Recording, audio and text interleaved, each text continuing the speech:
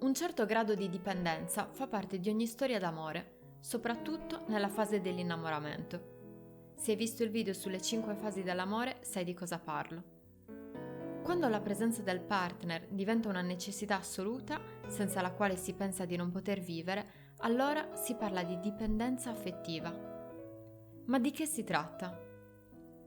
La dipendenza affettiva è la tendenza di alcune persone a far ruotare tutta la loro vita attorno a quella del partner, arrivando ad annullare se stesse, le loro passioni e la loro individualità. Questo viene fatto perché, esattamente come nella dipendenza da sostanze, la persona si convince di non poter vivere senza l'oggetto della sua dipendenza, in questo caso la relazione. Riconoscere di avere una dipendenza affettiva non è semplice. Per questo motivo vediamo insieme 5 caratteristiche che contraddistinguono le persone che ce l'hanno. 1. Mette in secondo piano i suoi bisogni. Vive la sua vita sulle esigenze degli altri, tralasciando i suoi bisogni e pensando che se si comporta bene non sarà mai abbandonata o abbandonato. Questa persona infatti è convinta che sarà amata solo se si comporterà in un certo modo e non per ciò che è veramente. 2. Cerca di essere perfetta o perfetto per l'altra persona. Si impegna con tutte le sue forze per comportarsi come crede che l'altro vorrebbe, arrivando a dimenticarsi di chi è veramente. Questo non fa che rinforzare la sua idea di non poter esistere senza il compagno o la compagna. 3. Ha una visione negativa di sé. Possiede una bassa autostima e tende a vedersi in modo negativo. Per questo motivo è convinto che l'altro stia con lui solo perché fa le cose giuste. In realtà, in una relazione sana, le persone non stanno insieme perché hanno bisogno dei servizi e dei favori dell'altro. Infatti, l'amore non è mai bisogno. L'amore è semplicemente un sentimento. 4. Non si sente mai amata o amato abbastanza. Il dipendente affettivo dà tutto se stesso alla relazione, anche troppo, finendo per soffocare l'altro. Quando l'altro non risponde con altrettanto coinvolgimento, si convince allora di non essere amato abbastanza. Questa angoscia lo spinge a comportarsi in maniera sempre più eccessiva, per esempio con comportamenti di gelosia che possono far esasperare il suo partner. 5. Ha il terrore di essere lasciato. La persona dipendente affettivamente, proprio perché si tratta di una dipendenza, è convinto di non poter stare senza il partner. Questo pensiero rischia di diventare una profezia che si autoavvera, perché la persona mette in atto tutta una serie di comportamenti che inevitabilmente rischiano di far scappare chi sta dall'altra parte. Se il dipendente affettivo incrocia il cosiddetto narcisista, ossia una persona che al contrario tende ad essere unicamente centrata su di sé e non è empatica verso le altre persone, allora si può creare quella che viene chiamata relazione tossica, dove più che una relazione si tratta di un incastro tra due problematiche, molto diverse tra loro ma allo stesso tempo complementari.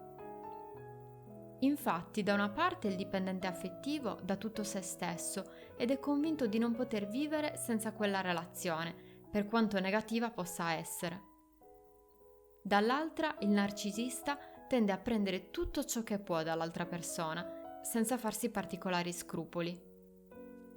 Infatti, anche laddove il partner dovesse essere violento fisicamente, i dipendenti affettivi tendono a giustificarlo. Si isolano, mentono, non chiedono aiuto, tutto pur di proteggere la relazione.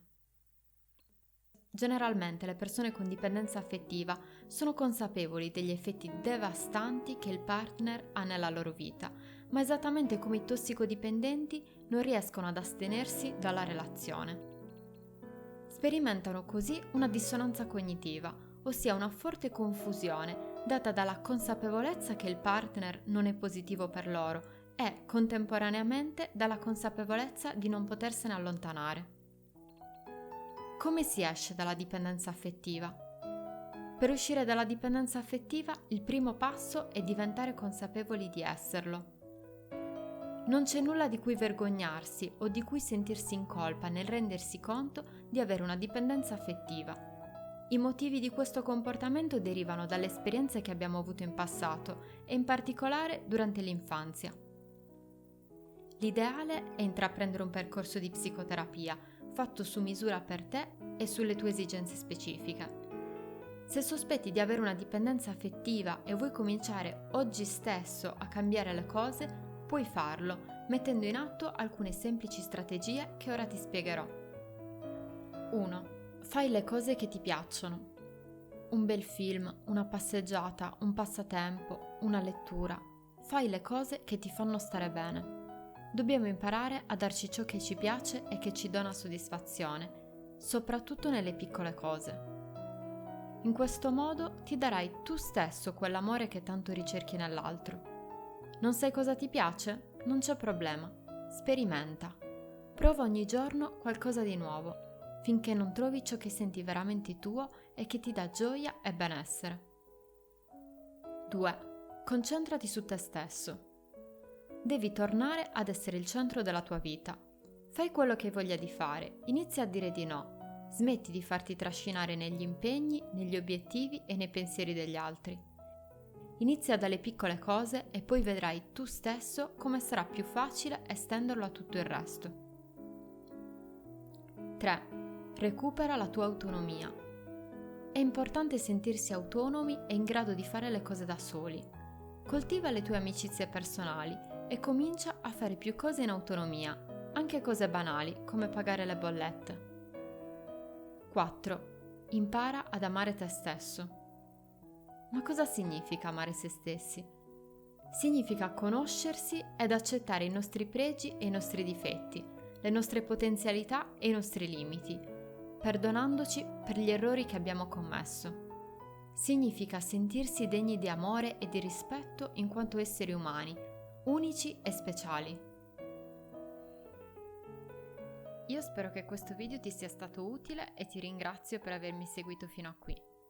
Se non l'hai ancora fatto, ti ricordo di lasciare un bel mi piace, iscriverti al canale e attivare la campanellina. Io ti saluto e ti auguro una giornata meravigliosa. Ciao!